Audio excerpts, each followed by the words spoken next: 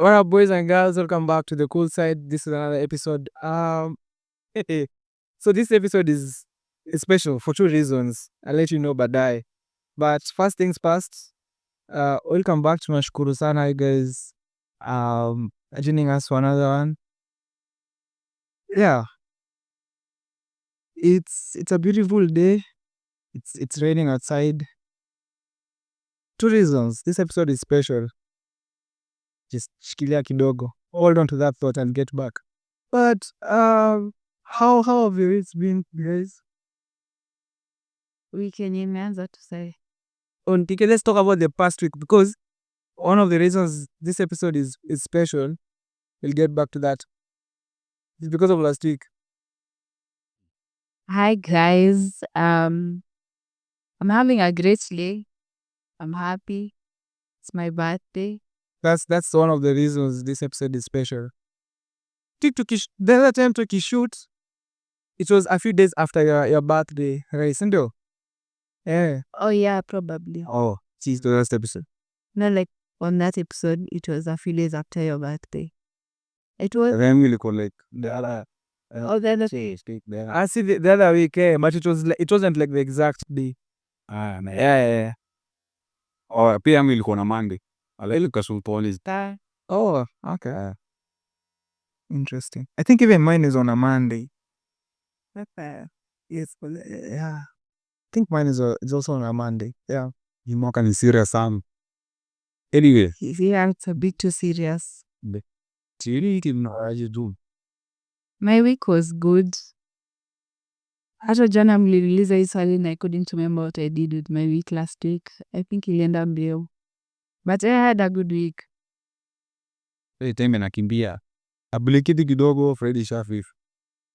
Na blink ni June. Nilibeba January juicy. Kwanza hiyo that is one of the things yenye imenishangaza bana. Yeah. I keep looking by God. Time na blink hivi. Kiateka unaona tu kiateka sana anaweza kupita kitu. Nini iko sawa? Maji iko sawa?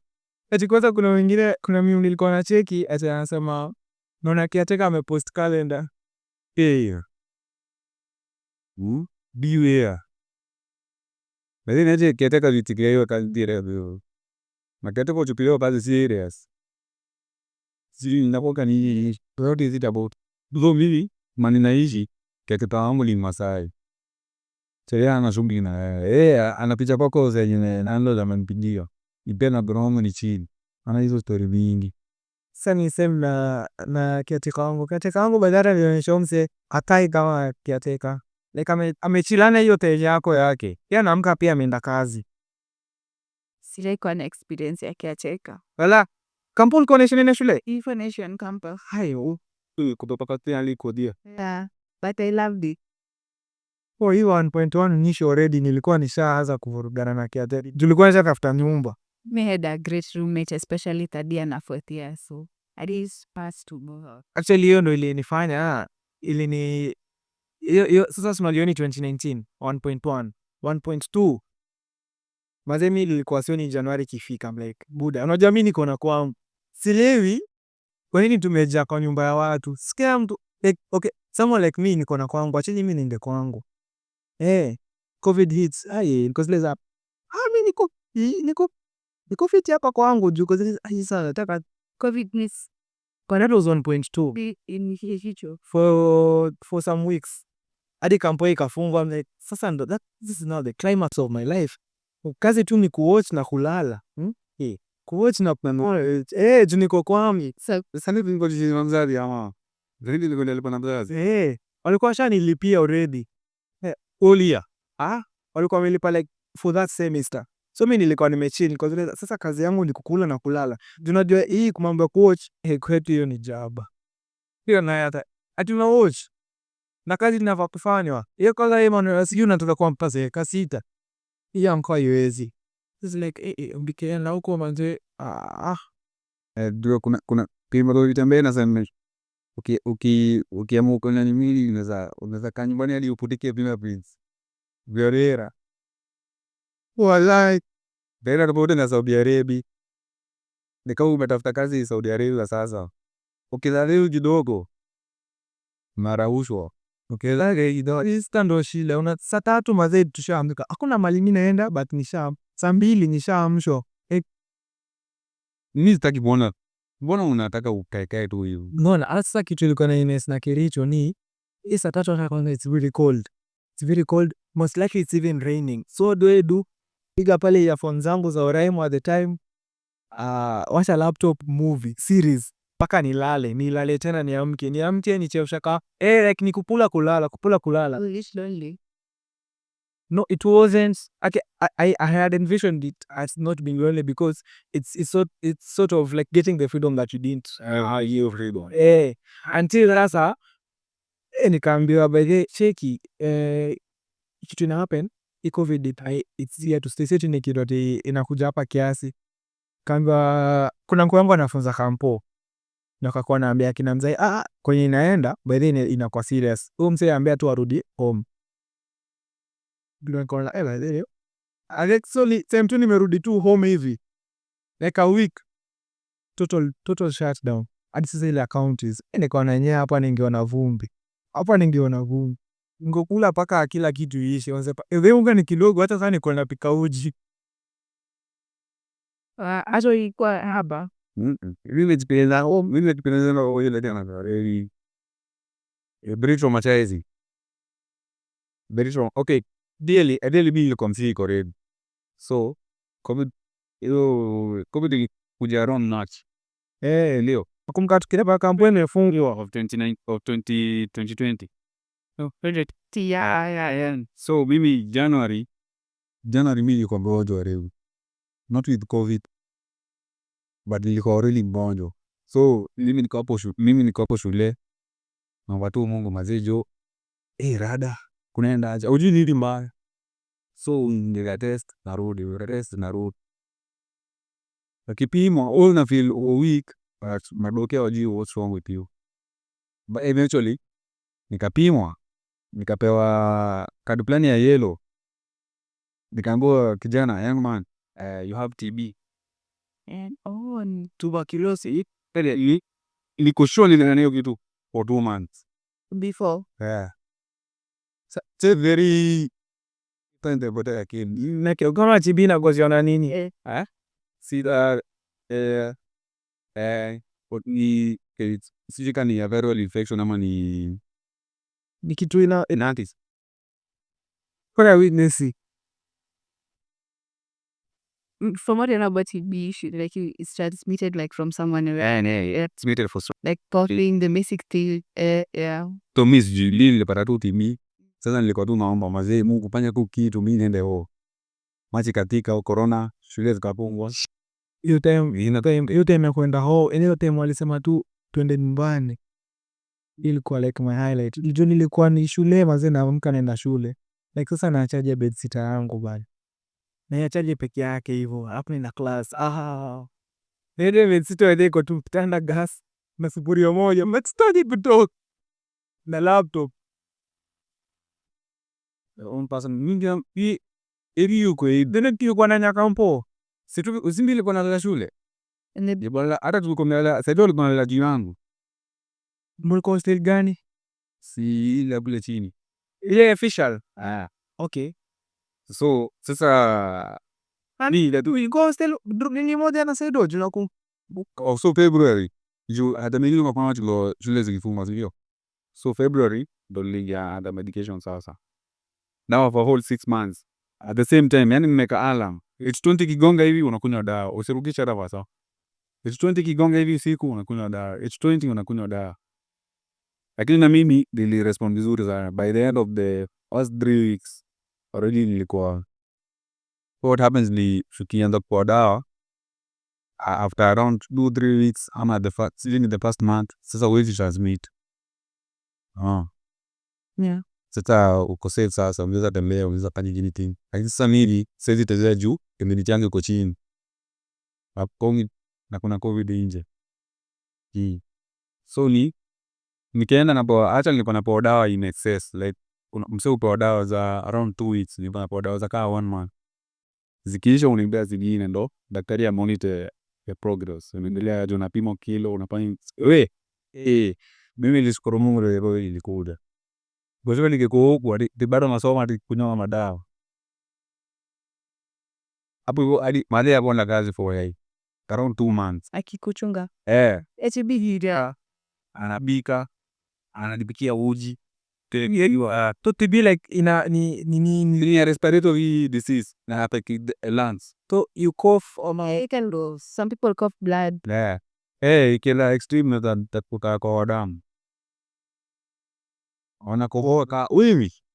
hiyo time. So on the other side, hiyo time the reason yenye nilikuwa nataka kubaki Kericho actually ni nilikuwa nimeanza kufanya ma kids. So I had a laptop. Na nilikuwa nafaa kufanya, nilikuwa nimeanza editing. So it's like an editor, napewa job nafanya narudisha hivyo back and forth Like videos. na hiyo time I think elections zilikuwa lini? 2022. 2022. So at that time tulikuwa tunaanza kwenda at the peak of ni just like now tulikuwa tumeanza kurise at the peak of elections. So normally a normal day for me would look like check in kwa studio fulani ya mse, alafu wakienda kwa site, correspondents kwa ground anatuma link ya so every like kitu ilikuwa inafanya the big thing hapo ilikuwa hiyo time, hata ni time ya internet bado iko chini, but having the most bandwidth unakuta siri. I think kwa studio tulikuwa na one of the largest bandwidths za net around this town, kwa sababu ya Amini la chama asi church kwa studio hapa tu tao. So kitu ina to put apart ni I need to get sorted kwa ground all broadcasting houses, but mine is just a social media, it's just a YouTube channel. Yetu ni YouTube channel, so mse ana make sure ako kwa ground amesha shoot, kama ame upload raw footage, I get to the other side na download kani me chop na, so ikanifanya kwa very good at ninasikiza hivi napata sound bites. I remember one of the sound bites yenye ilitupatia sijui how many views, like tulikuwa na a lot of views even in the broadcasting houses. Juu kulikuwa na sound bite fulani sijui at the time Ruto sijui alikuwa ameenda kwa burial fulani, and then so nisaka ka thumbnail akaandika caption Ruto cries at a funeral. My god, songa like to mimi niko pale na niko kwa back end ya YouTube, so I see how the algorithm is working. Inasonga juu kila mtu anataka kuona what is happening, everyone wants to see my favorite politician ako wapi Ruto time jaba do that 30-second play. So now hapo naona grow kwa mnoma at clickbaits, and then umuko na broadcasting house when you already wako na subs, you just trying to penetrate that market. Unatumia clip na kata sound bites, hata nikikaye I don't know nikikale nikikale nimekuja Kericho, I'm barely 6 months, I can't hear anything kabisa ni barely salamu hiyo time, but I can just nikiona watoto wanacheka nini, kata export upload na muploadia, anaisikiza na yapea caption inasonga. So ilikuwa nataka iniweke hapa, but nakumbuka COVID ilivyoshika everything stalled, so even the events that we were looking up to kingeni ramba bado Economy poa. mimi shukuru sana yote. I don't know, do you think wezi travel, the only way to travel ni maybe travel na gari za chakula. Mambika benye COVID like saina can even imagine pandemic tayo kule saizi Ruto kwa president. Atutakosa. Inaweza kuwa noma weye. Kama saizi oye hata nisifikirie. Saizi watu wameido kazi, zimeke story. Hata hiyo ndo salamu nilikuwa nimepanga niambie hi mapuzo. Hai kazi. Mimi naingia viku kwa status naomba kuzonga umepost hi kazi. Kwa mimi niko tempted kujibu. But tujibu index. Sasa nimeingia pocha kiko nikapata Nikujeu. Ati hi kazi dharau belaji. niko like You think unajua ama mbele kama nimeanza kujimpaba aliyeniweka itakuwa lipo meeting, contract meeting. si hi kazi. So Na nikaingia TikTok nikapata kumbe mtu wetu wa mlima Si alikuwa huko kwetu, alikuwa Coastal. And then hi cousins. Funny thing eti mwenye anapost watu wanaambiwa hi cousins. Mimi niko pale mazee nimetayarisha wali wa nazi na hivi sasa. Mbona hi cousins. No, sasa naona so usi ameenda kwetu mazee. For a second I felt homesick. I'm like, Berlin is home. this also natengeneza watu pound mewe juu anajua sasa like last week ilikuwa mimi nakaa mtu ambaye hana base. Ulisikia hiyo? Sikusikia. Si vipi? Wiki. Uzele vim. Mimi nakaa mtu ambaye hana base. So for context to that, the previous kuna mimi kwa imetoka ya NP ilikuwa nasema I'm just ilikuwa ni song ilikuwa gani? There was a girl in a very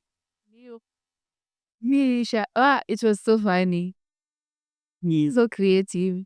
Kenya wade tuko na time baby Yawa ni kidayum. Awase wanamkilia watu wako idol. So kuna maligio now. The economy that Gen Z the economy that we are under in terms of please Jesus on record though and this of the sort is very alien to the current government. It's very alien. No maana kila saa mnasikia nito idol. Kila mtu nito idol. Jitas ya ufanye kazi kwenye na expect CEO. You not employed but at the end of the month watu wanalipa bills. So they don't understand. They don't know. They don't understand. They don't know. What they miss can Like they don't know that people can be freelancers. No, they're a freelancer but how? pesa yako nyingi. Kila time naona ukituma tu video za AI hapa. Juu unse amelala the whole day. Atengevera saa 2 usiku. Atapiga vera hadi 3 in the morning. Kalala tena akaamka. Akapiga kuja shuni. Kasikia kuna poma tenda. Ule akala. Ile meme fulani nilikuwa nawaambia. Ile from theirs. Kuna meme fulani sijui kama niliwashow.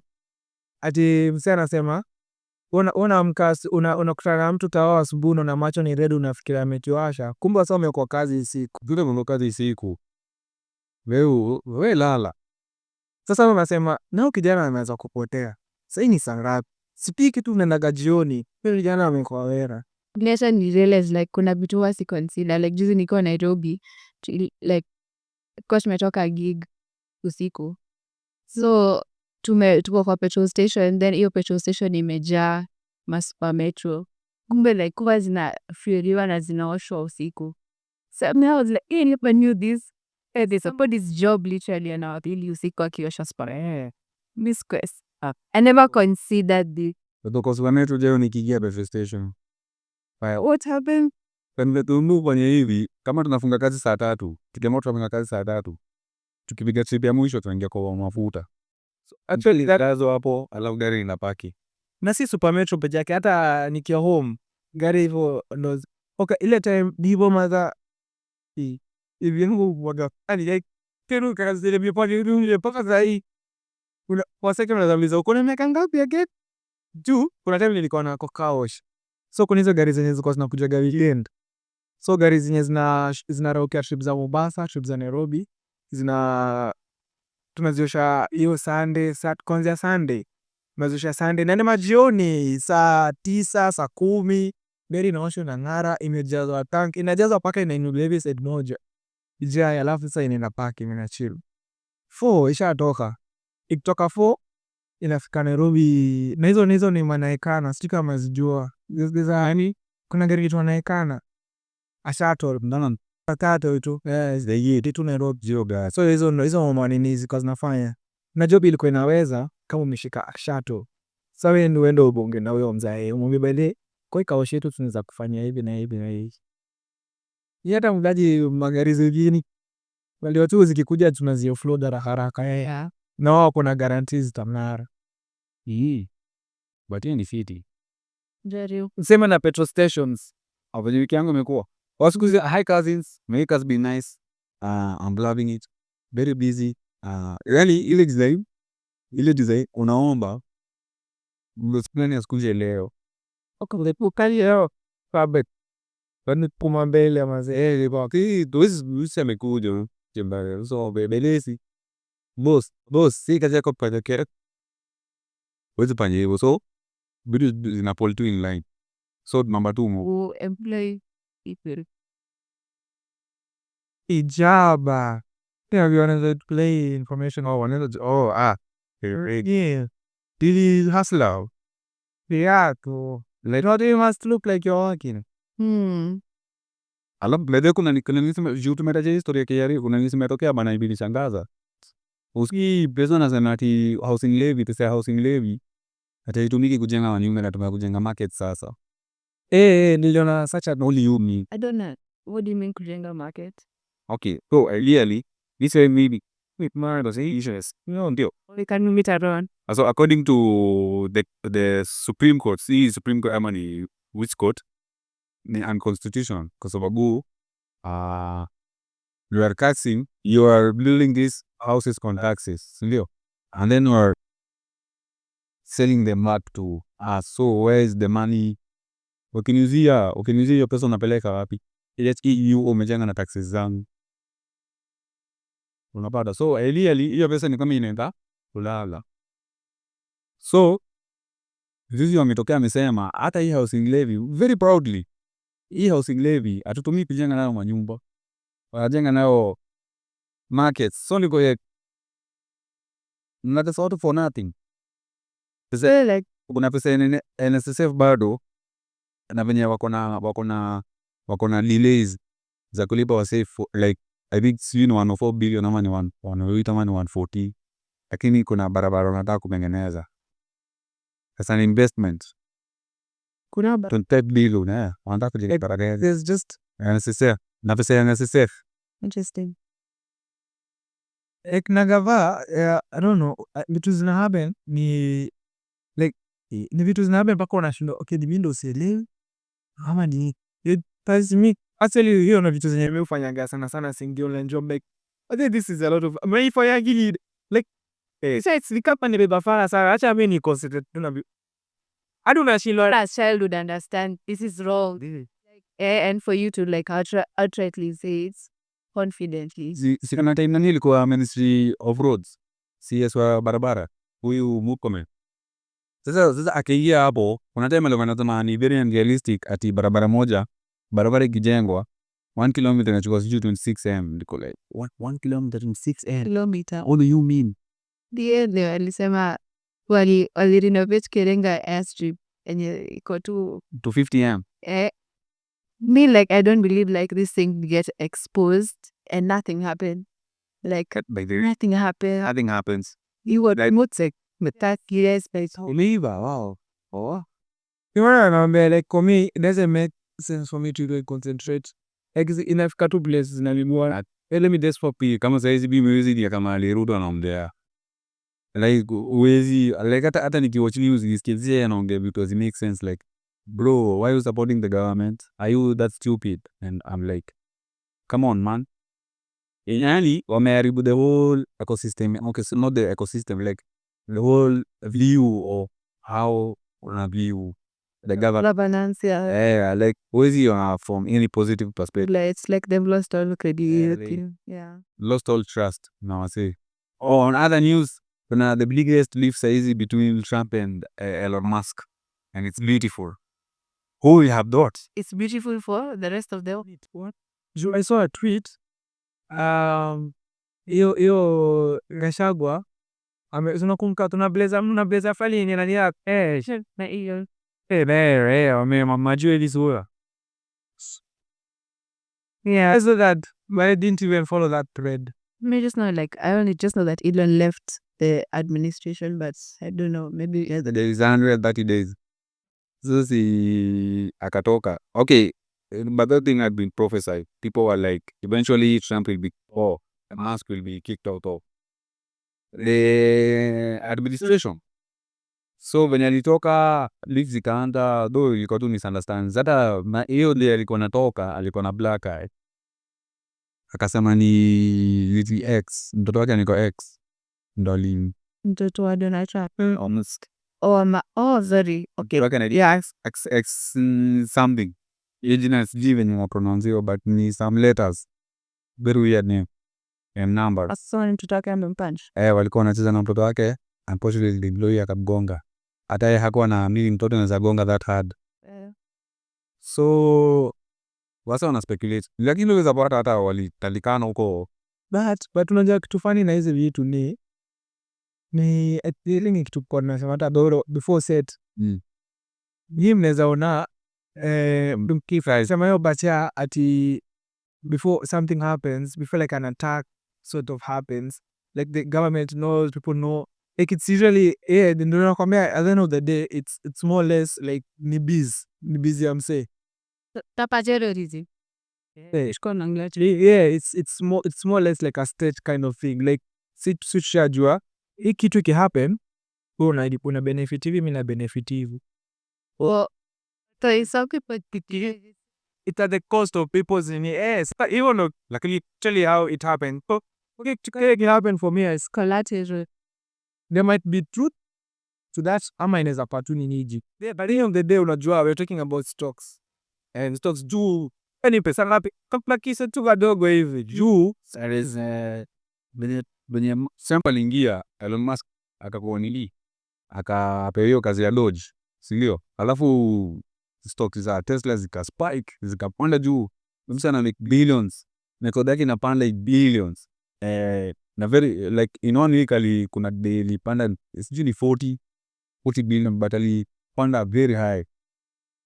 And then after a short time when wameanza after Doge is created wakaanza kukat expenditure ya gava, so and they had some jobs, watu wase wakafutwa kazi nini, so Elon Musk aka lose public trust tena, like wase wakacha kumfurahia venye alikuwa anamfurahia before. Gari za Tesla, kama unanisha Tesla kwa barabara inakuwa vandalized, unapata gari piga mamawe, upasuliwa vioo, vitu kazi, so watu wakacha kubai Tesla, alafu market yake ikashuka, si ndio? Now This is all like juicy. yes, thing between the year between the inauguration na size That was January. between January and boom, after all that has happened, sasa unaona ame lose trust ya wase. Alafu sasa hizi tena wamekosana, anataka kwa sasa ni kama hata yeye bali mliniambia ndio itajionea ndio mbona amadizo ni miti hiyo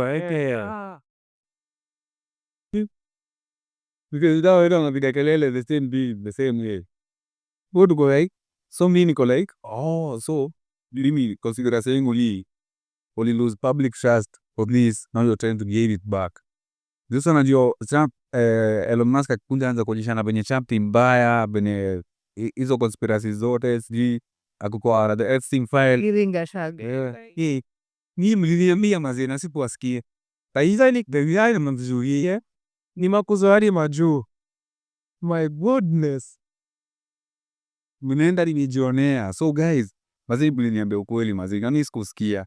Hebu ona vitu bzima amenifanyia, unaona? So sasa akikuwa on the good graces of the people, probably stocks zake zitaanza kupanda tena.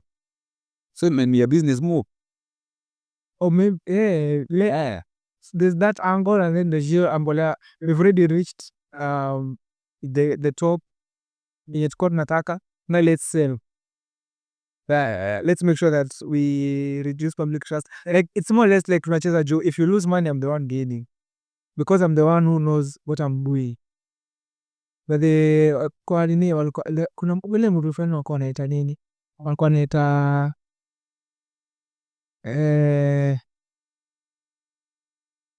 forgetting the name, it's okay. What was happening?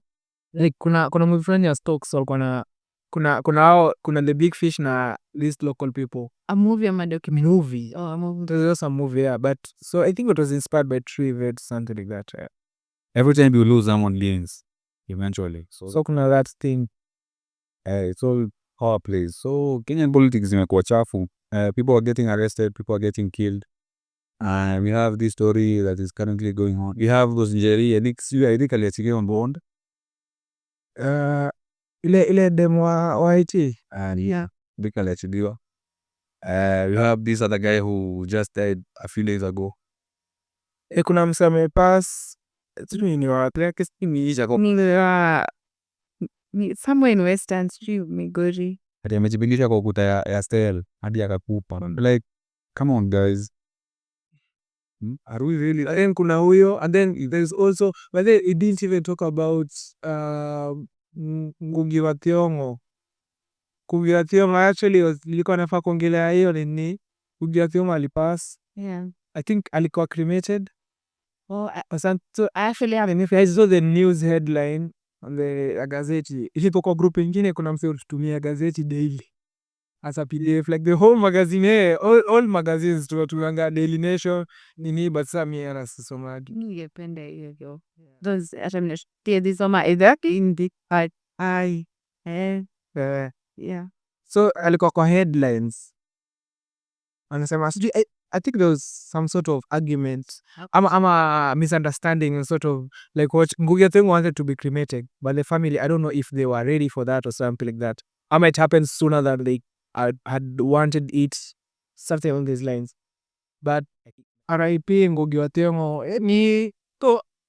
nikiona hiyo nini nilikuwa nafaa kwa TikTok ya Larry Mando. Oh yeah, the interview from Nini from Begini bade wake. Tapi itu doyo de. Te all on ne. Kuriara the rejection. Uto be like, oh, jinda kujoko kwenye nifungue kinyozi, niko like, bro. Forget he's bad. Ati nipe kazi nifungue kinyozi kwa coin. Like, is it really bad? what do you think? Ameandika vitabu moja. I had a get of. I've read, But famous book. I think the most famous one is The Colonization of the Mind. Na review abadi is pidi say some ba shule kama very bo tulikuwa say yeah. Kuna set looks kadhaa.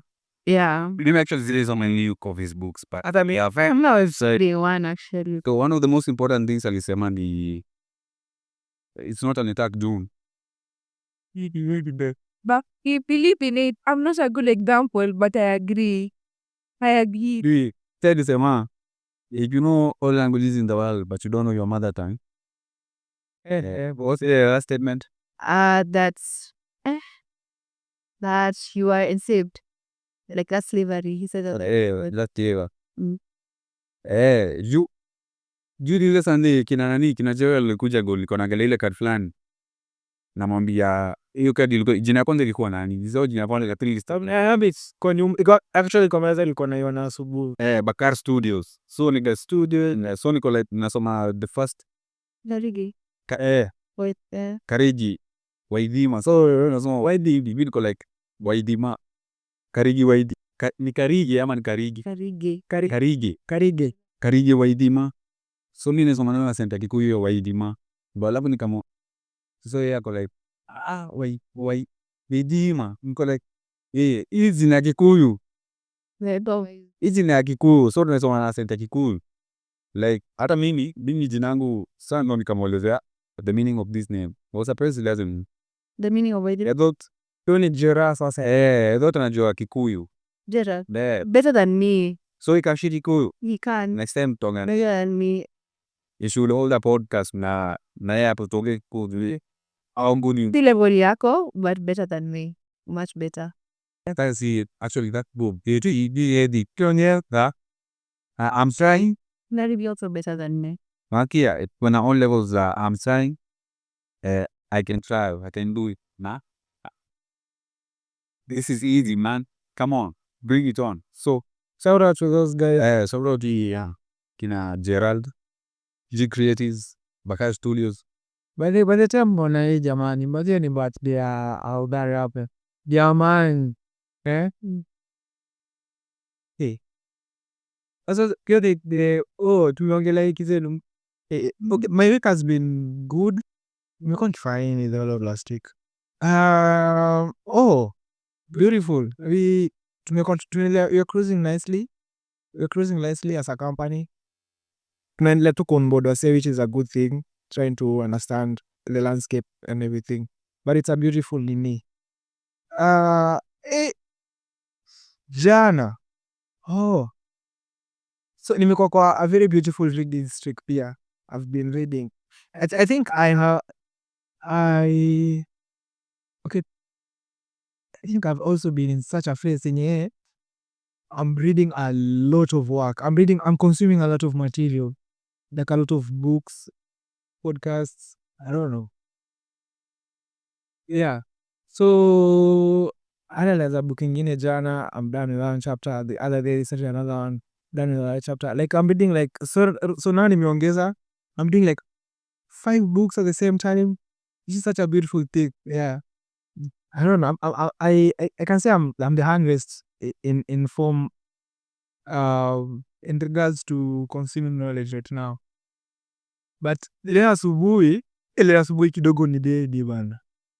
Sijui nimeamka na kulala maze paka nikaamka. That was around 5:30. That was the agreed time I was to wake up. Nasikia sijui kitu nkana katika ile kwa tumbo or something. It was serious. It was but I'm good right now. So sijui ni nini na happen. I have never felt such a thing. Yeah. Nikamniche sikingile kitu napata ngamse ni kama hata okay sijui hata when you feel but Palpitations. I don't. But Really nice. You feel like your heart is beating out of your chest. nini usungudani. Tule tusiuplani kinanyanya. But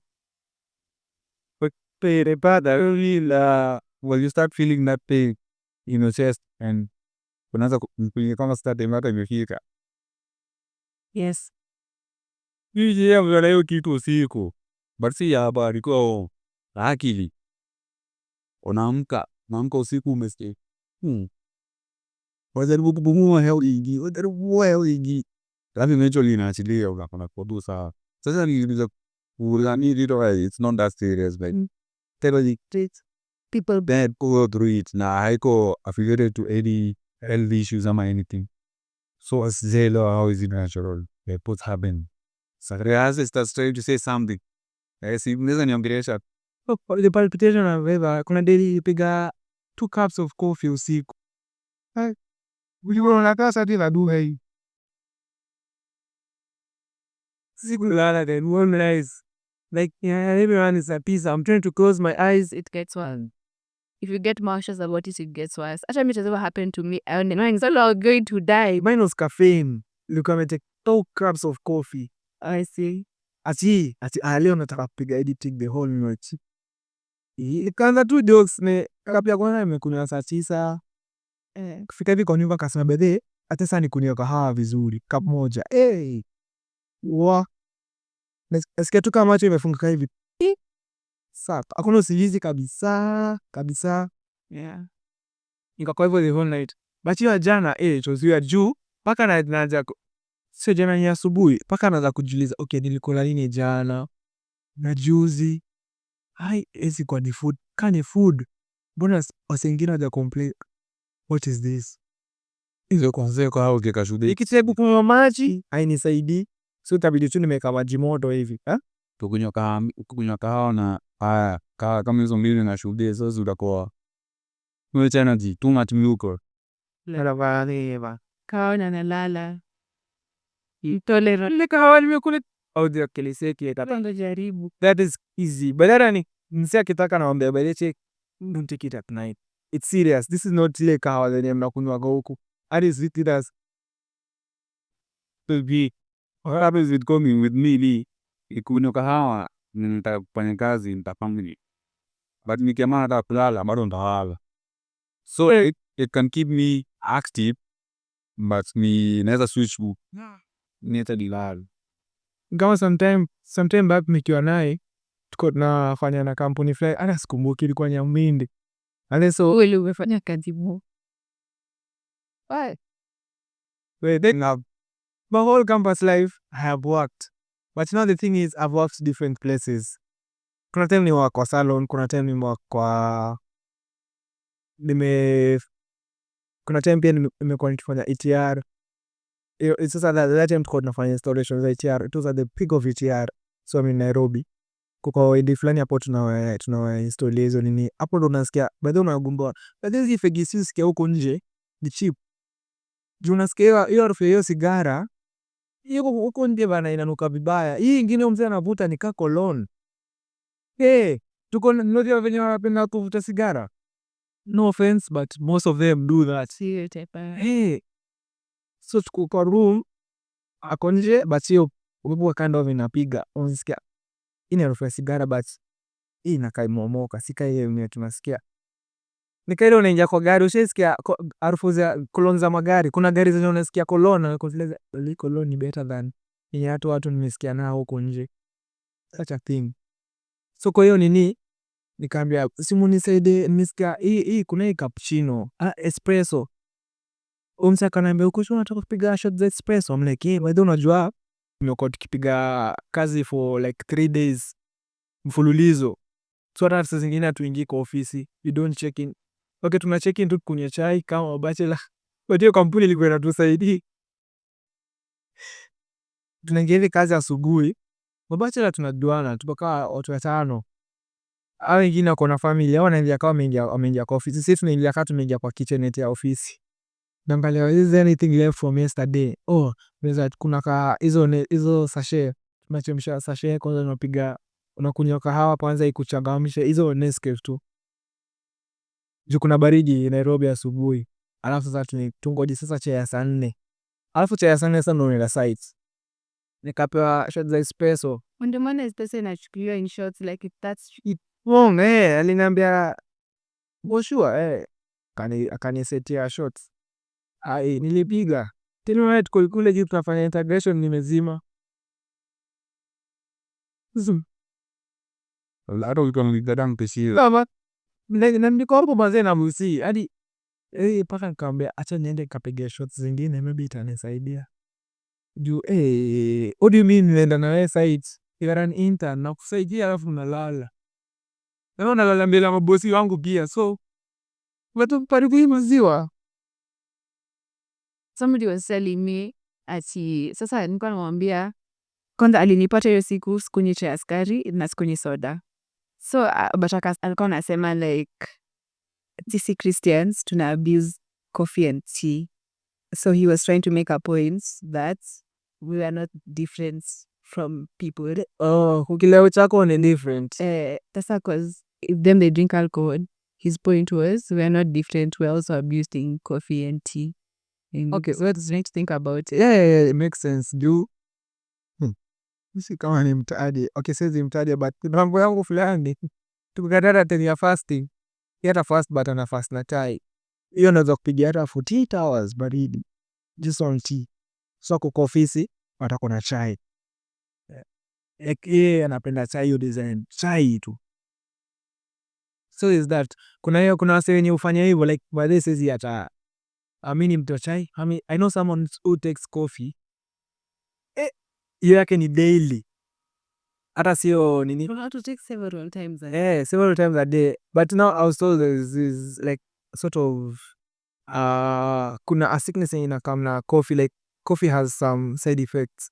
Withdrawal. Like when you try to leave, Not when they're but like when you drink coffee for a lot. Yeah, a lot of it. Interesting. Hii Kuna that makes sense associated pia na the reproductive health, especially kwa men. I've heard of that. I haven't heard of that. Ilikuwa nasema inafanya nini? Mimi upiga 1 cup a day, asubuhi kahawa, usiku tea. But are you dependent on it? You just because Ikifahamu but it's Mi kuna time by then nimeenda like a whole week without coffee. Sasa this really lakini DJ zielewa. Mbona ni mimi personally for me, you see, okay, someone say want to start drinking sugarless coffee, there's no going back. Sugarless black coffee. they can't eat sugarless. Ngelini. so the really easy. Ni ile you focus on the taste. You realize now So working on the coffee, no say sugar of the coffee. Kinywa na sukari unakunywaga you get this test. you focus on the taste of sugar. On how I understand that it's tea. yeah, But I find coffee more likali. Lita. But it's the same. But okay, It is the same. Ile sana tena flavor. no, just drink. Juu sasa kama kuna majani ya kunywa saa hizi alafu naeka kwa kikombe ndogo, so design ukiweka nini, ukiweka so mimi naeka majani kwa kikombe, mimi si ati naekeza kwa kichungi ama nini, naeka majani kwa kikombe alafu naeka maji moto and then when it settles mimi nakunywa. so that's how it's recommended actually. So nikikunywa Either depending na kampuni. ukikunywa unajua unakunywa pole pole, lakini mnafika ile kule chini ni so mimi nasikia tu taste hiyo taste ya that natural taste of the tea and the coffee is very nice. But mimi chai ya maziwa at least I have a teaspoon of sugar. So I don't take black. Not at least, is it at least? Most. hii ina depend na nakumbuka juzi tukipika chai mekadi liki but chai ilikuwa ndefu. That's direct translation from Taita.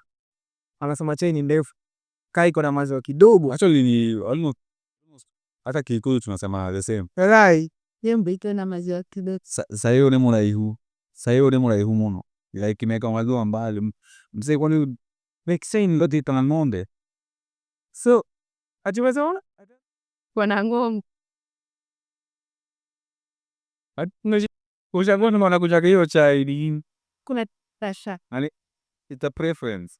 Nilasha. so wanasema Na hii pamba like hiyo chai niko na skama. yorizebo tena maziwa kidogo Ilikuwa na maziwa kidogo. ikiwa na maziwa kidogo na upige nduvya usikasa ni nduvya sana kazi hizi nilikuwa naambia okay sikatai nataka chai nduvya but si ni nduvya because there's some percentage of sugar that comes with that milk. Yeah, I was to plug in my favorite hotel right now but nitaongea na Mrusi kwanza alikuwa analipia hii session alafu nitakuwa na plug.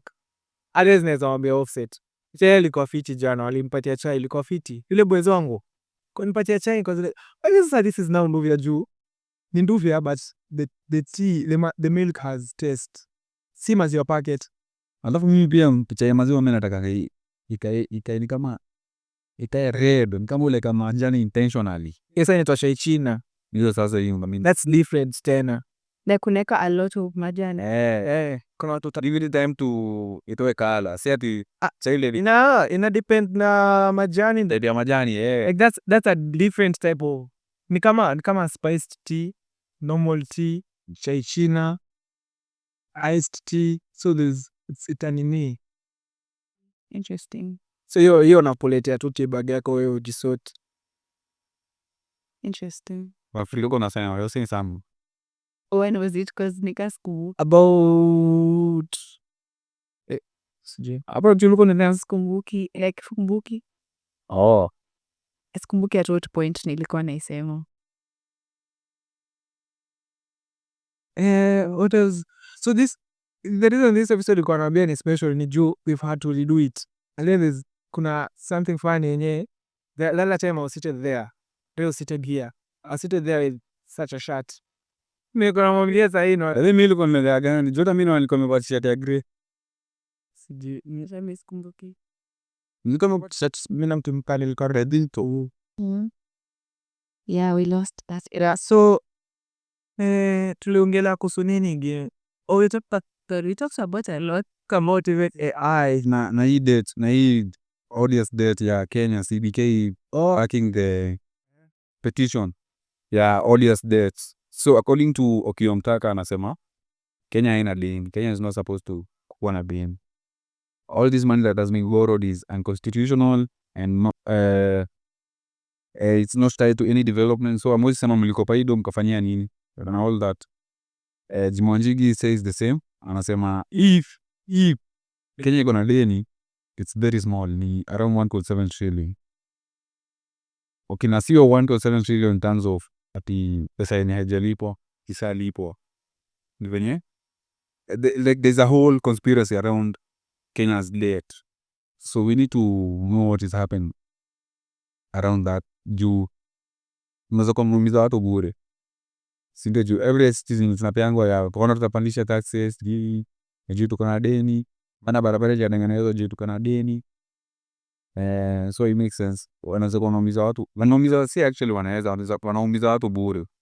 Yeah. Unaona? Juu People are paying tax. actually the monthly every year, okay, since 2014 to 2024, every year when taxes are collected 1.7 trillion inakulipa deni. So basic math, like since Should be done. it should be done by now. Kama deni yetu ni 10.7 trillion and it has been 11-12 years since deni yanza kuchukuliwa, anamaanisha from the first day yenye mlichukua deni ulianza kulipa immediately. Sindio? 2014 tumelipa, 2015 tumelipa, 2016 tumelipa, 2017 tumelipa. Okay, hatujalipa the whole amount but tumelipa a certain amount.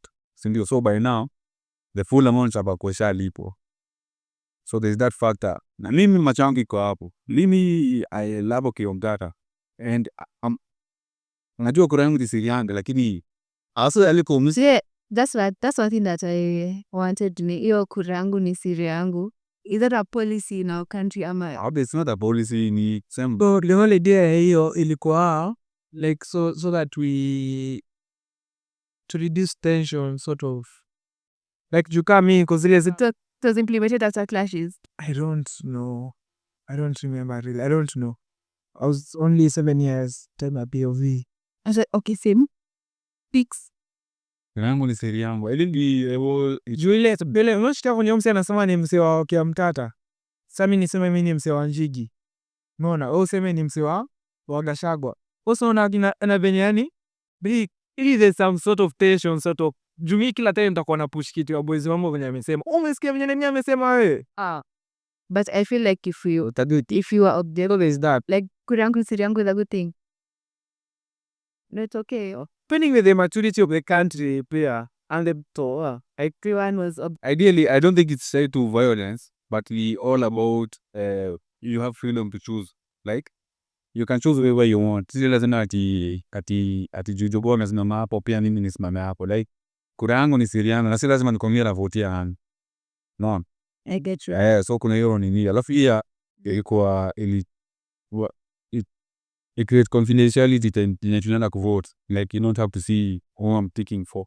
So kura yangu ni siri yangu. Nikiwa pale kwa ballot niko peke yangu. Actually too. Because sometimes like someone can for you put you about it for. Actually I remember ke class 5 kuko na one of our group mates. Shout out to Maria Gitari. Kwa to Maria Gitari man. Kwa group moja. What is her name? Maria Gitari. Maria Gitari alikuwa one of the last born kwao. Sasa unakumbuka alikuwa na hiyo time, I think hiyo time kwa 2011 2013 tulikuwa class 7. Class 7 class. Mimi niko class 6, so probably uko Class 7 tuko class 7 hapo. So remember around that time pia alikuwa anatuambia venye kwao wanaulizwa, kila mtu anaambia baadhi hii nyumba ni yangu. So hii nyumba ni yangu na watu wanavotia boys. Eka ni mwanaume sana, unavotia mse wako unakaa ni move out. So that's a thing now. I think those are some of the things that you do right to say fun chikayo. Uko na glossy? Ngana?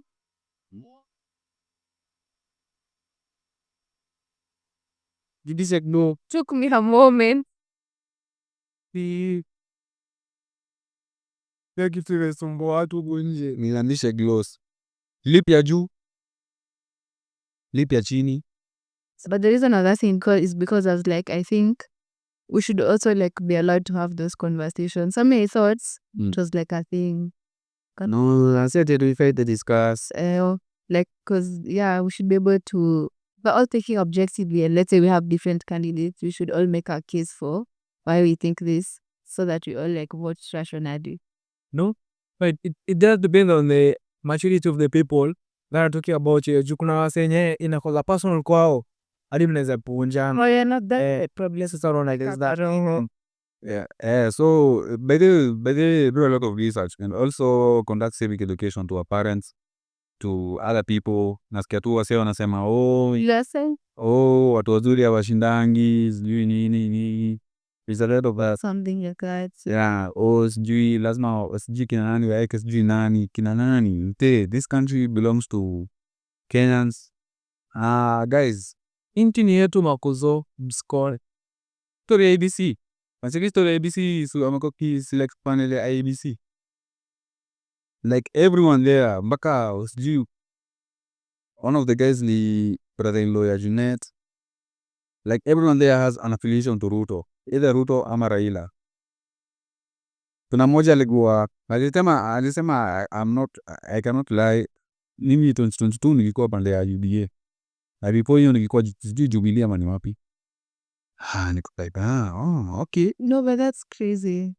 So nearly even 7.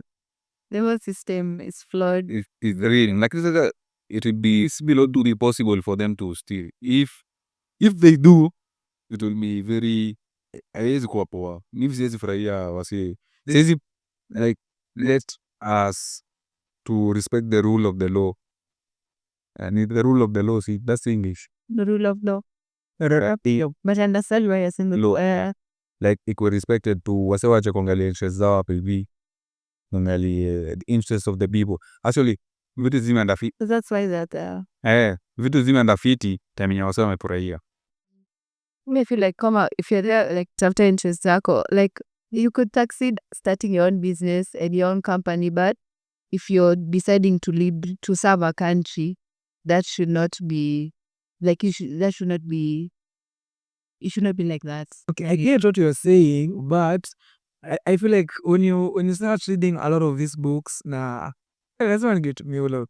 When you start reading books and documentaries, kuna vitu zenye zinakuja kuuncovered hapo. Naona wanasemaga like most of the knowledge about actually the Bible says, may Paul perish for lack of knowledge. And then most of this knowledge is hidden in books. So I realize I haven't sijafikia those historical books, but a good friend of mine, I'm managing a certain bank hapa, alikuwa ananishow ukiwa kusoma hizi vitabu, kuna vitabu fulani, there's I think there's a history or something, and I realize history keeps repeating itself as much as tunaweza sema It's very true. my current book that I was reading ilireleasiwa 2001, but talks about companies. So now you'll ask yourself, why should I read a book that was released in 2021 and 2001, while that's like 24 years ago, while AI just came 3 years ago. Now, does it nullify everything? Remember, no, it doesn't. Like, these things just keep on repeating themselves.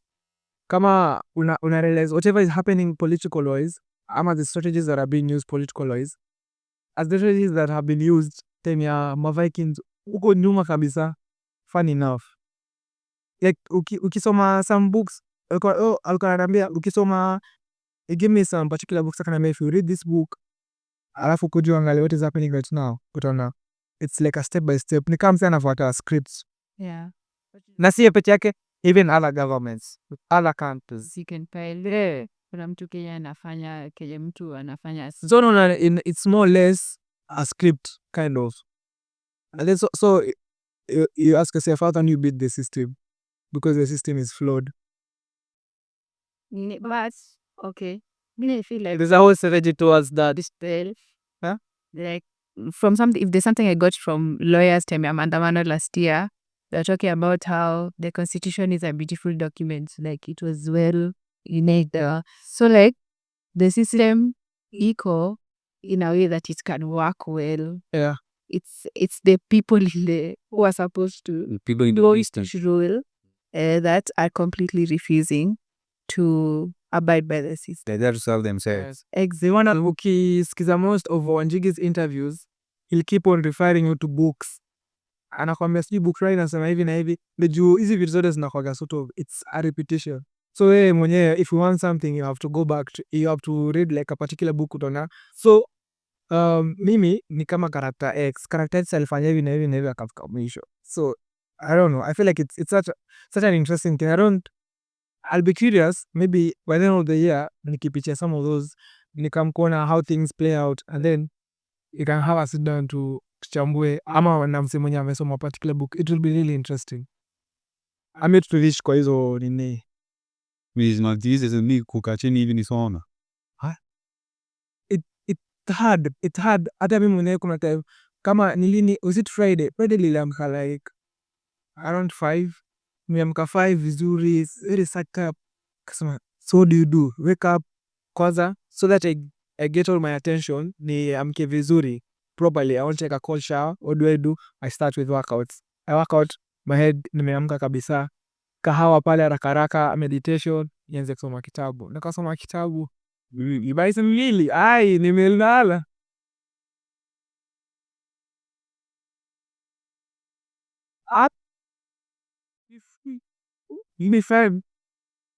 It was like 5:30 to 6:30, up like an hour. Give me an hour of meditation.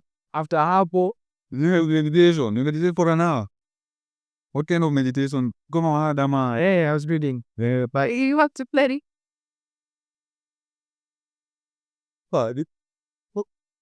sit to meditation Kunini hivi without your thoughts nini. mimi you say it. Hiyo nikishangaa bana. Na mimi nakwambia meditation juzi. Like mimi siwezi meditate for like okay, the most I can go ni 20 minutes. But I do meditate. Mimi I meditate. So Still if you want to. so there is that. Kuna hiyo and then kuna hiyo meditation. Bukara kusema nini? We're talking about meditation. Kuna that meditation and then kuna bukara kusema nini? Mmoja yetu tumepotea. But talking about meditation. Kuna guided meditations pia. Like, So I was it's feel like I give you for context, watch our previous episode on mental health. Okay, new episode 3 on mental health. You'll understand what meditation is. actually feel like hiyo nini, it's easy to control your mind when you haven't like kama mimi nikiamka I'll take like 2 hours maybe after I finished all the major things ndo nianze kutumia net juu nikianza tu nikiamka na niingia online, so my thoughts will be I'll be thinking of how to reply a particular message, how to text someone, how to this is hii ndo updates, hii notification imekuja, sijui mtu anasema hivi, so I have to already nishakuwa distracted hapo katikati. Same when I'm meditating, akili yangu iko somewhat distracted. Yeah. Mi utaka at least 30 minutes of silence. Nikiamka, sifanyi anything for at least 30 minutes. didn't mean to find anything. Like you are sat still and you're awake and you're doing nothing. I find that so interesting. Are you thinking? Hiyo mimi hapo sasa, hiyo ndo mistake nilifanya juzi Sunday. Sunday ninamwangalia 5:35 scenarios kwa akili, nini. Alafu but that's meditation. that's not meditation. That's just hiyo ni silence time tu. Nikaa tu unafikiria unaangalia like sasa nikiamka sana kidogo kwa bed. Sasa na meditate. Jukani hiyo mimi naweza kaa hiyo for like an hour. I can just sit down hivi. Nikifikiria tu. So just I meditate, I silence my mind. Nothing, nimekaa tu hivi tu nikifikiria like an hour. That's usually. Mimi ushaika hivyo nikiwatch movies, tangu walishtuka. Uktomina wazo. Like I've seated, nimekaa kwa a certain position. I watch concentration yangu yote iko hapo. Sita kaenda, akapiga shughuli zake, akapo karuya kanipata bado nimekaa the same. Sewa. Tena yeye tu hivi alafu akaenda shughuli, akaendelea tu. That's it. Bele toma kitabu si rahisi, it's not easy, but I feel like once ni kama it's like a series. Once umeanza, then afika place yenye huwezi stop. Unaona kama sahi the reason yenye nasema I do many books ni juu my charge na distracted haraka. But like it's easy for me to lose interest in a particular book. Juu nikifika place fulani inapoteza interest. So I start another. Then kuna time ndaza kujiuliza, wait, I was reading Good to Great. Niko nasema nini? And this time I start going back again. So I'll go back to it again. But reading it, hiyo ni me, and after place nika kuna do unaweza soma ufike maybe like chapter 4 hadi hii chapter yote imekuwa kuhusu nini? So that's what I was avoiding. So nikiona kana potea, just start another one. Mimi prefer kusikiza podcast. Like okay, mimi uko biased na a lot of things like sasa nikiangalia how information was passed kitambo in my community ni storytelling, so I find it easier kusikiza than sasa nifungue kitabu nisome. And then Mwajigi ameongea acha ndio Mwajigi anasema nini hapa. But personal verse, the thing ni haiwezi kupatia like a whole summary of the book. Na hata mpendada alisata yani ni kama benejana nilikuwa nasomea a paragraph that I found interesting in a book. Unakumbuka? So kitu kaa hiyo. And then there's also something that was said by Stan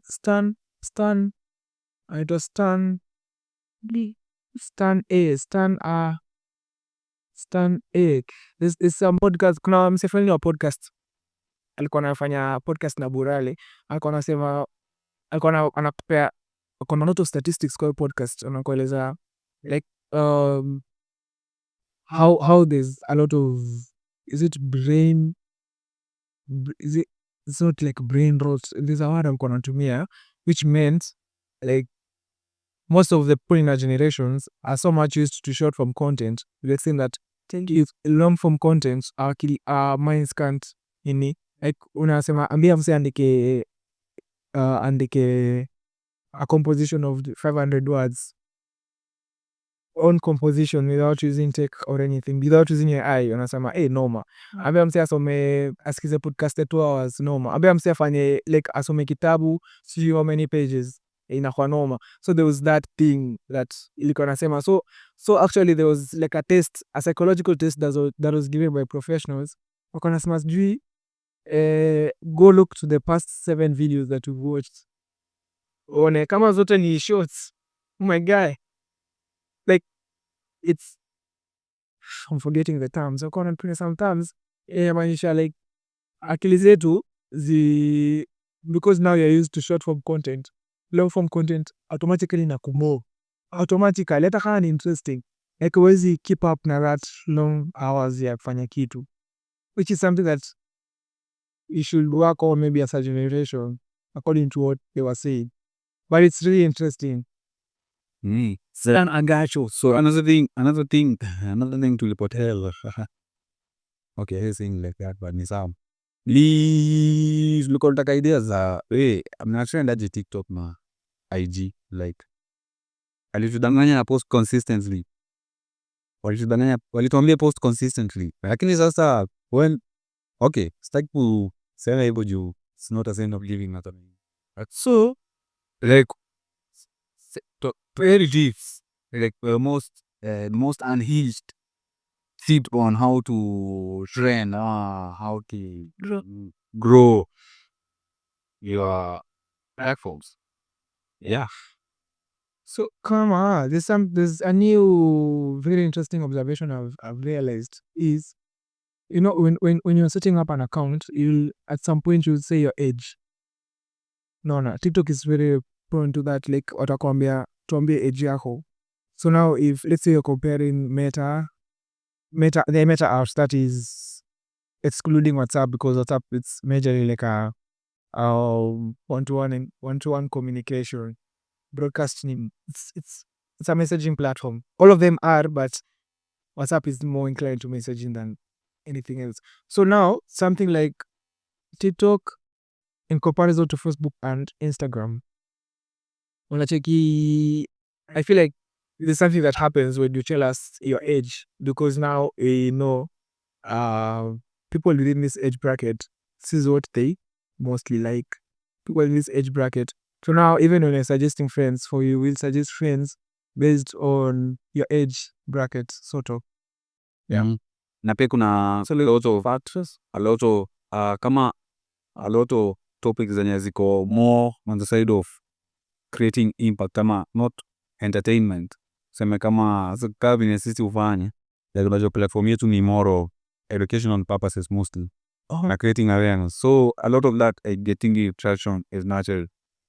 These are the same type of content where people are there for entertainment, now talking trash. Yeah, so after I get, and with that regard, niko na sorry. Like when your audience finds it, but I've not seen it as much in Kenya, but like I follow people on YouTube, TikTok, Instagram who are Christian and actually only make faith-based content. They only discuss faith things and their content is very sound and they have hundreds of thousands of followers. How long have they been? Very long time. Number two, There's these are like two girls who have a podcast called As Girls on My Girls, but they feel like from Anyway, sasa unaona. now that brings us to the concept we konawambia, you see, sisi kuongelea social media in Africa or in Kenya, But it's very deep in the language. we are talking about, si tunasema Facebook, TikTok, Instagram. But now ukienda majuu, there's YouTube also as a social media platform. So there's that. But now, so that I finish, kuna kitu ligumesema content, nikakumbuka there's something that we've done really well kwa kanambia. There's actually, which was one of the goals there this season, we increase our audience brackets, age bracket audience. Niliconfirm backend, na pia I got reviews from people there are millennials who are watching this, like late millennials, which is a good thing. It means that you're actually making progress. Actually, actually, what I see millennials, there's one of them that is not even a millennial. They call that is there. There's a my, I mean, it is. Well, like, I think Alconavia is like 7 years plus retirement unamjua. Yeah. There'll be a big I told him a particular episode and mamangu watch. See, yeah, kuna mama Kirei. But hata mamangu pia alianza kuwatch. Tawaleta Gen X mmoja, a very cool guy. Ni boss wangu mahali. So unaona. So they be I don't know. Gen X. Zilio, pesa ni visita zimile. Millennial resource. That is 48. That 40 years the Like late millennial. Ah, I feel like the nini not late millennials. watu walizaliwa 1996, that millennial, the middle of millennial and Gen Z, you get like the hapo katikati. Lakini Watu wa 1998. kina Nathan na kina Benja wote ni Gen X. Kwanza wako na very nenda ni siri like. It's 30 something. Nenda ni 37. You know, like 34. interesting. I did know that. Well, Mashoda wane. ito very slightly younger than Kemoi. Either 34. You do the bad one still young. But so there's that. So if kuna that audience, shout out to you guys. Welcome. Karibuni sana. We'll pay as much as possible to use the language that you understand. Oh yeah. Also, I'm seeking advice on. Okay, so I say this, and correct me if I'm wrong, but it's not a prophecy. It's a prediction.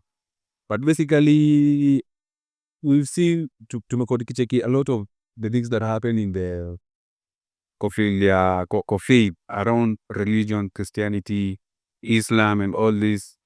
A lot of the things that happen there, people question and they don't get answers. So there's that episode I'm preparing for of Christianity in Africa.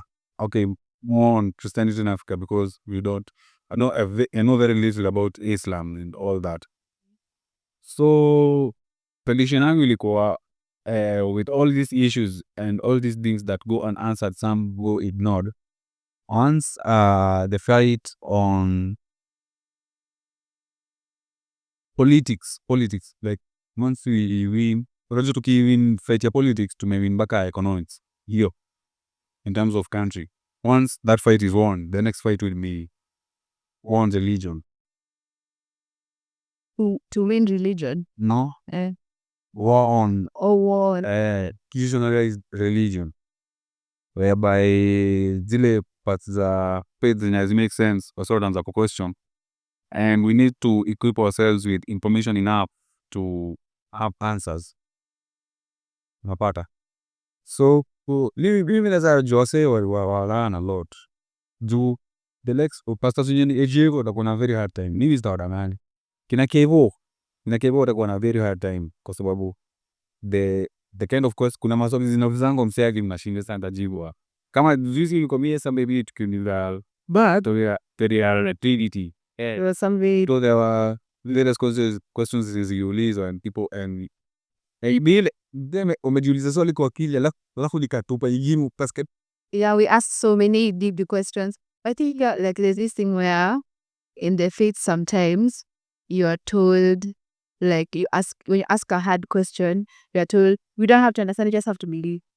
And then sometimes, especially in our generation like now, we have to seek understanding because if us are like this in the generation that's coming up, kuna vitu itabidi kukuwe na understanding. You can no longer just tell someone, don't do it, that's because it's wrong. Like you have to understand what are the reasons. Like one reason juu kuna questions that came up. Kuna questions you could as I'm researching some of the things that zinaulizwa. To me zina make sense, but najua mimi nikiuliza mapastors wangu watanipea a clear understanding. But not everyone has as cool pastors as I do. Unapata? So some of the questions ni kama when we talk about things like misogyny.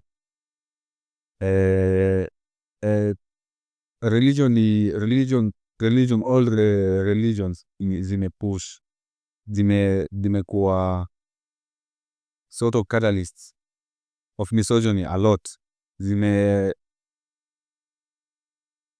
Kama kusema aje sasa, kama zimemove kama zimestay, okay, sio coexalt per se, but promote a lot of what we call misogyny, vitu kama hizo sasa, vitu zina affect society. When you are starting the finance bill, church ilikuwa one of the things that was accused of enabling politicians kwa their platforms nini tuka kama ile topic ya to deplatform the politicians kwa pulpit, atuwadaki huko kwa pulpit tena kama hizo. And you see these things are slowly coming back size. So once the war against politics and economics is over, the next war is war on religion, and people have to equip themselves with knowledge enough kupewa say reason. Like, this is why this goes on like this.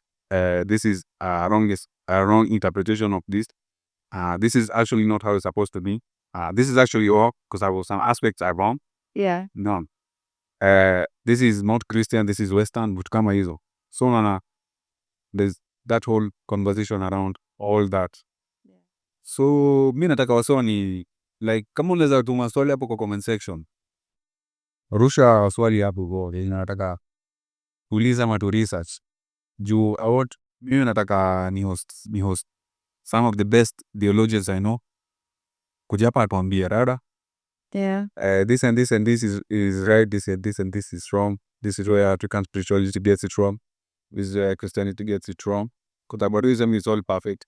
Ningeto na practice hizi vitu. Because the thing about Christianity is, like, there is being a Christ follower and being like Christ who was perfect, and then there is venye watu wameifanya ikue a lot of wrong practices zenye zime-infiltrate like the church, all those ninis. So like there was that Mary Hill incident where a young girl died wakiwa sijui trip ya shule panki nini, and then a young girl died, and then wazazi wakituma notification kwa wazazi, walimu wakituma notification, tule kituma notification kwa wazazi, bali put up that it was God's will umtoi kupass, and I was like, what do you mean? yeah, but there's so much missing.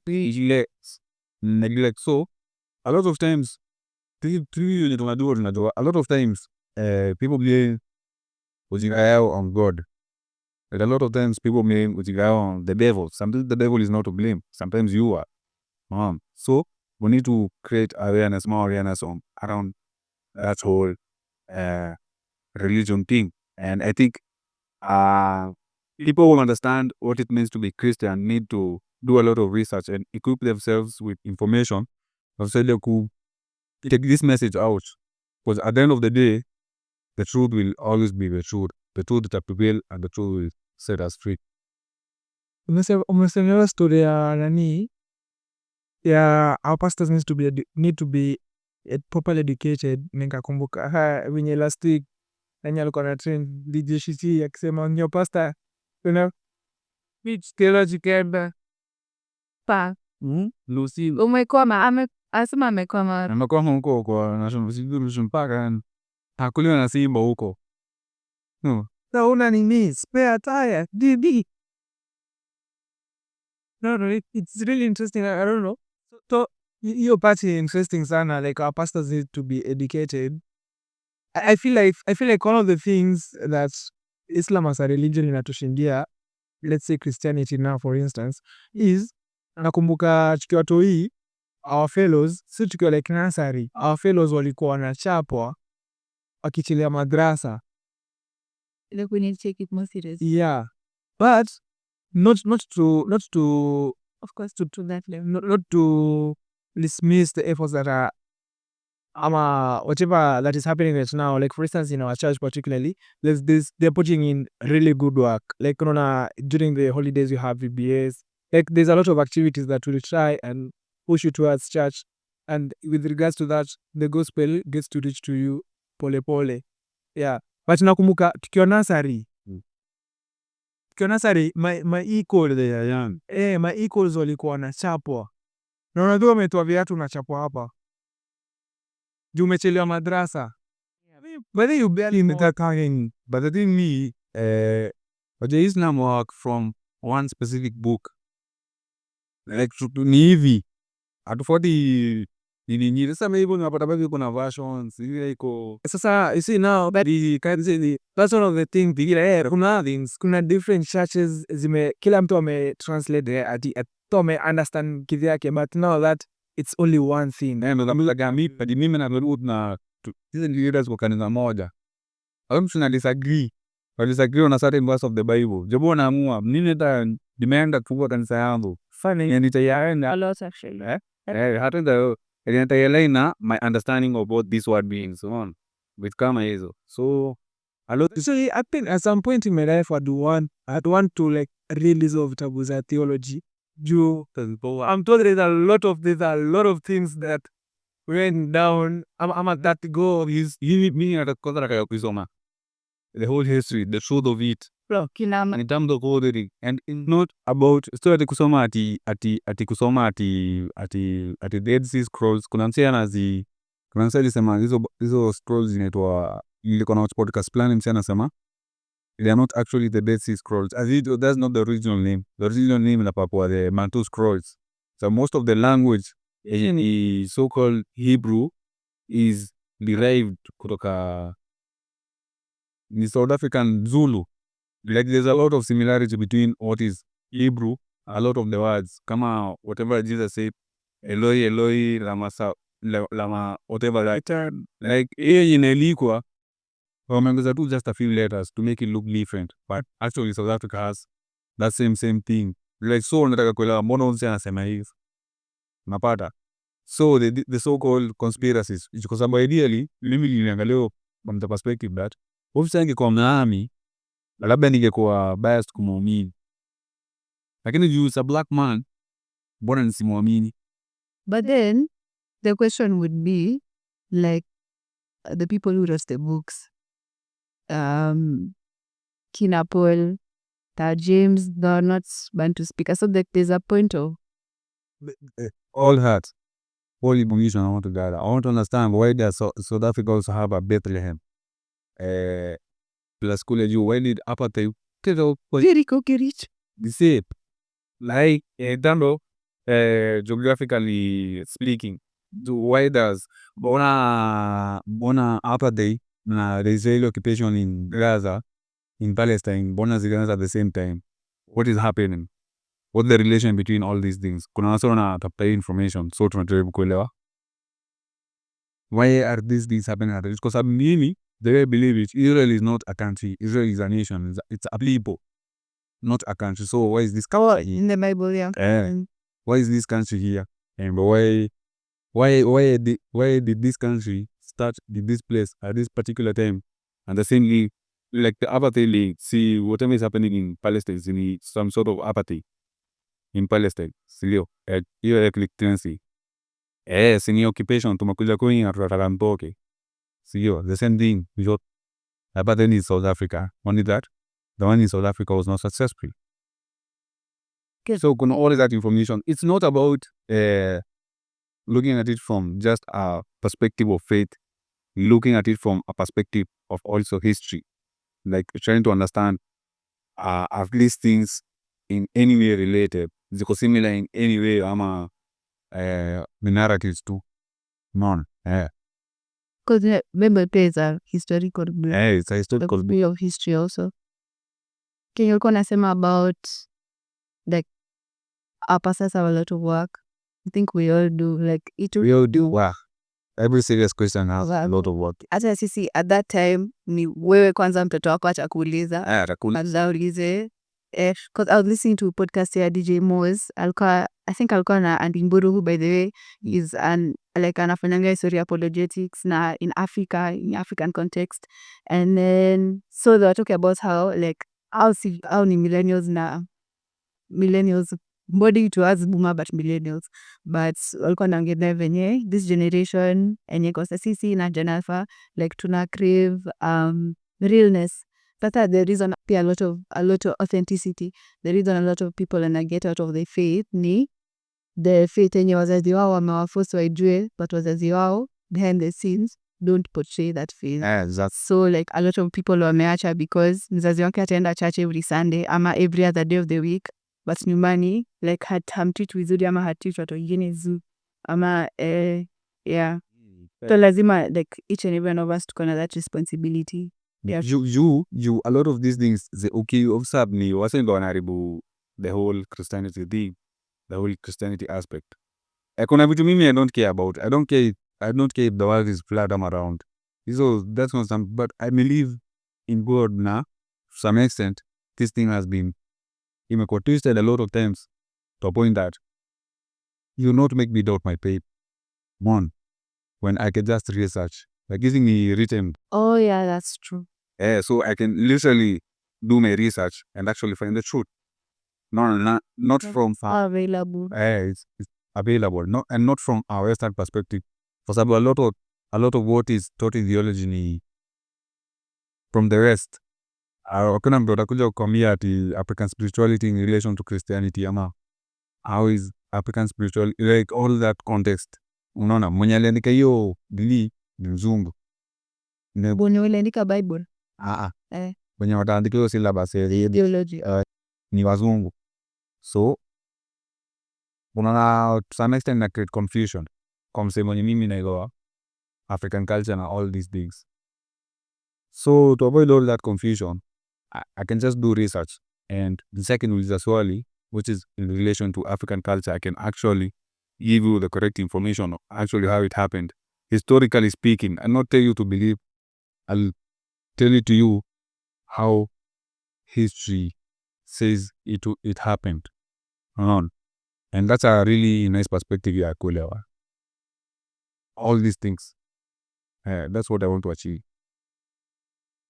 Yeah, interesting. Tuko tunaweza kuongelea stories za last time we talked about the JCT.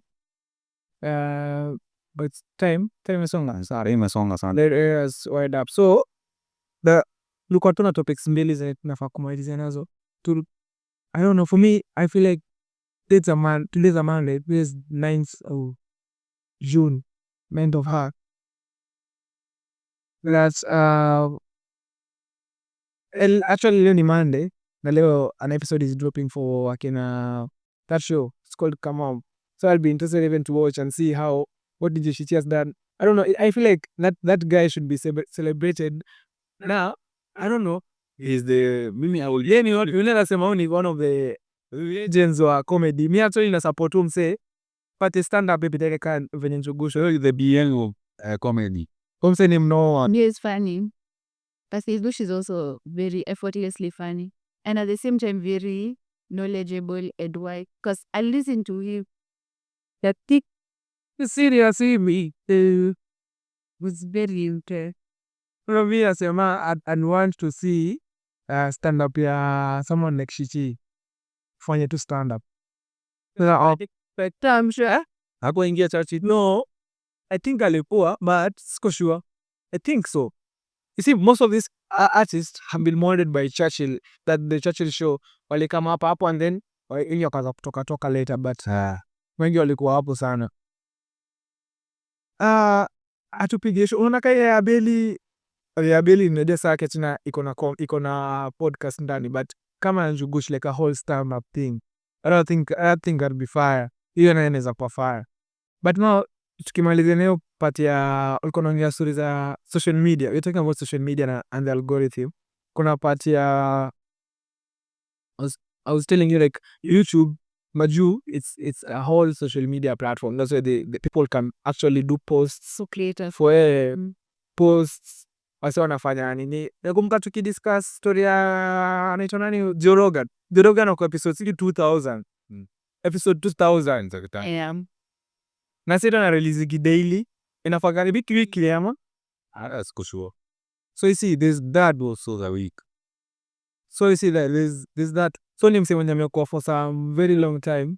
You can trust someone like that akikupatia insights. I feel like even the algorithm at some point he use him as a test tone venye algorithm inaenda. But kuanzia swali ya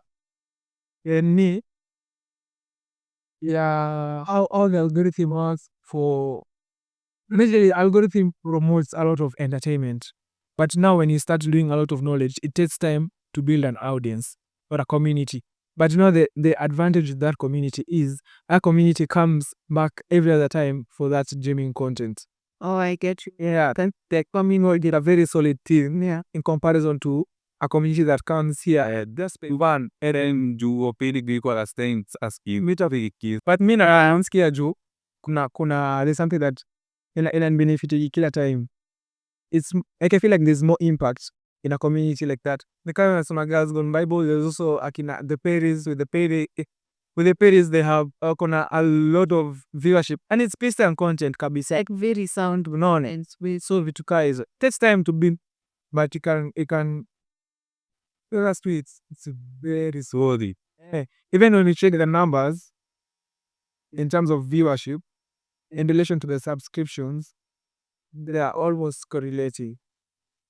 Hakuna mwenye alikuja kimahati mbaya. Msi alikuja cause this is where I want to be. Because come with the parents, like you listen to their content, like they're not trying to say anything that will like actually make you happy so to stay. No, it's just truth from beginning to end.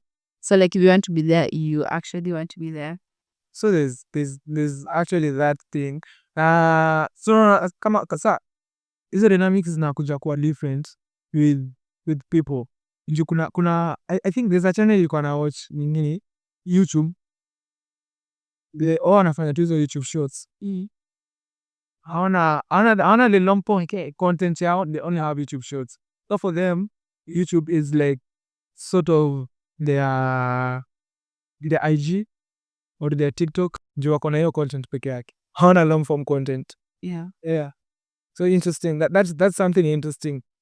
So look, like in Africa, that's something you're trying to try. Okay, let's work with Kenya. In Kenya, it's something that we're trying to understand and work with. You tell on a thing and realize it's coming up, but again, you realize you're not really benefiting. And then We're not earning. yeah, in terms of earnings, Okay, we're earning, but not the same way as money. we can't earn the same way na mse wa majuu. The only way unaweza karibiana na mse kama huyo ni if your audience is from abroad. Yeah. Because now for earnings, what they wanatumiaga, I was explaining konasema wanatumiaga, they look at your viewership wanatokea side gani. So now if you place ads, kama kwa mfano you're looking at if you have audience from America, you're talking about 129 shillings on the dollar, sindio? On the Kenyan shillings. On the Kenyan shilling. 29 shillings on the roll. 129 shillings on the dollar, sorry. Yeah. So unaona hiyo value yake kwa juu. So wakika ads, even the ads zikiwa in cents of dollars, convert bado ni do mob in the comparison to Kenya. So there's that. Mwana kwa nabia kuna channel zenye unaingiaga online unakuta kuna channel zenye msi yako tu na ma 20 something thousand subscribers, but wasi wako fiti. Na kuna mwenye ako na thousands of hundred thousands of views, but bado hawana do mob juu audience yake maybe like the content is majorly consumed locally. Yeah. I get you. Which also means most people actually know one of the things wasa wengi wana strive to move content yao to a space enye it can be consumed globally.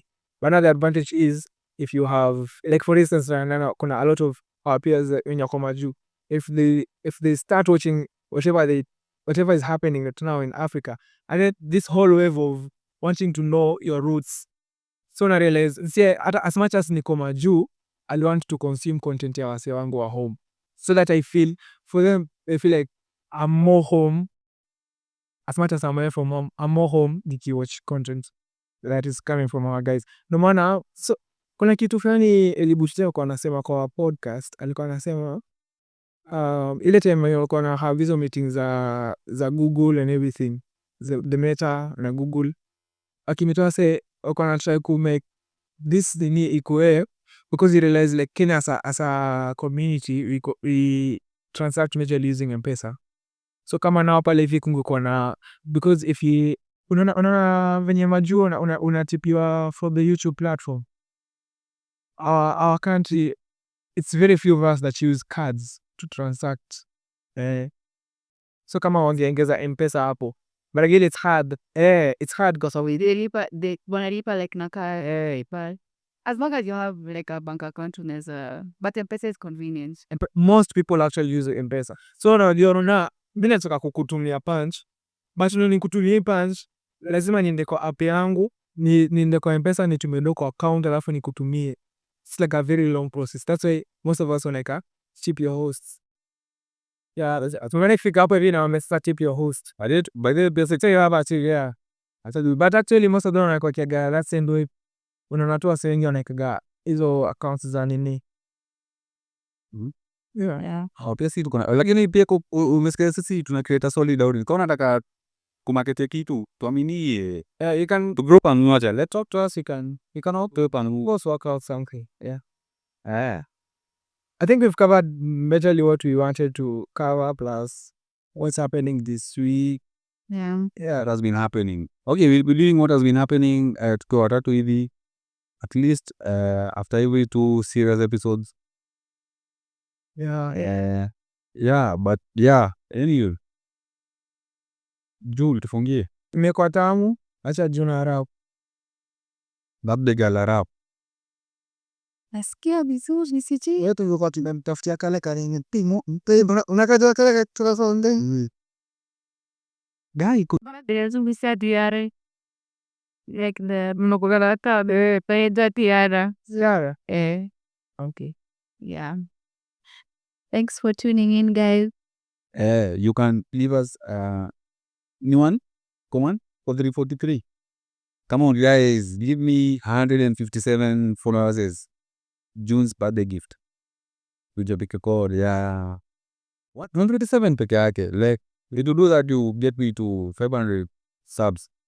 And huge thank you to the TikTok family. Nafanya fiti mazi. Yeah. Hata sisi tutangana tukiwa tunawapatia content. Yeah. About to legensio. Yeah. Content legit. I didn't see naked yake venye nakaa. I check. No, it's okay. You're helping me. And thanks to the returning subscribers, by the way. Kuna wale watu wenye na watchingi episodes zetu consistently. And like, Watching my Bella watch the whole thing. oh, shout out to you. Tena nipigia na ulisema ulikuwa unamaanisha nini kwa hiyo episode? Hilo hivi siku na mimi sio hao ikema hivyo. Ndio. Nilimaanisha hiki. Yes. Hata umefika hapa, hiyo ni mnoma. Cheers. Yeah, so Santeni, you guys are the community that we're talking about that we want to have. So thanks for always sticking around.